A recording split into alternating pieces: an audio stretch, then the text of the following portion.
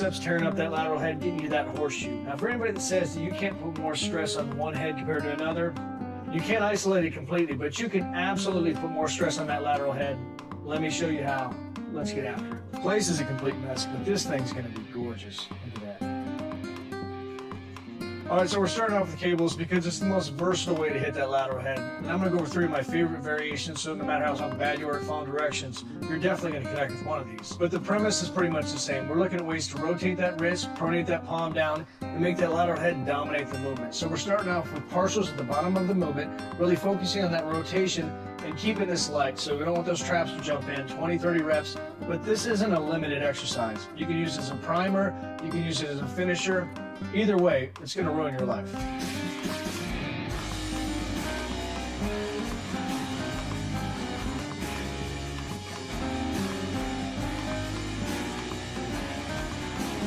Start out by making a poor man's preacher curl. Just making a fist, locking underneath that tricep, and this is going to allow you to flex that tricep the way I think you're supposed to, which is not away, but actively pull towards your body.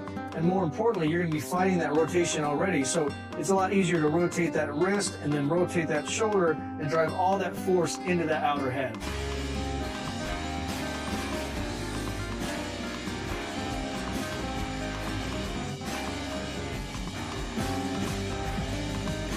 Now, if you had trouble connecting with the last 2, that's all right. We'll get through this. All we have to do is put that shoulder in position, and then all we have to do from there is flex straight down. So standing perpendicular to the machine, flare that elbow out, and then from there it's just a straight flex down. If you want a little bit more emphasis, just pronate that hand a little bit more at the top.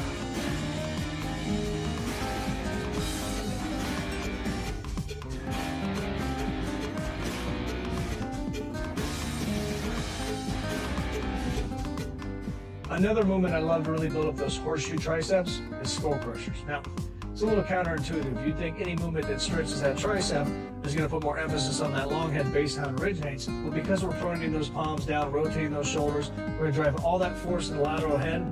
On top of that, we're going to do a static hold. We're going to make that lateral head work at the peak of the contraction.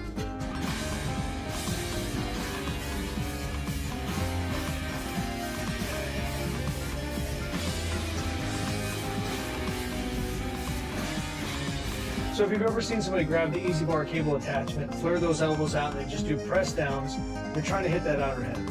Problem I always have with that though is you can use the entire stack, you're fighting gravity, you're just contracting your abs.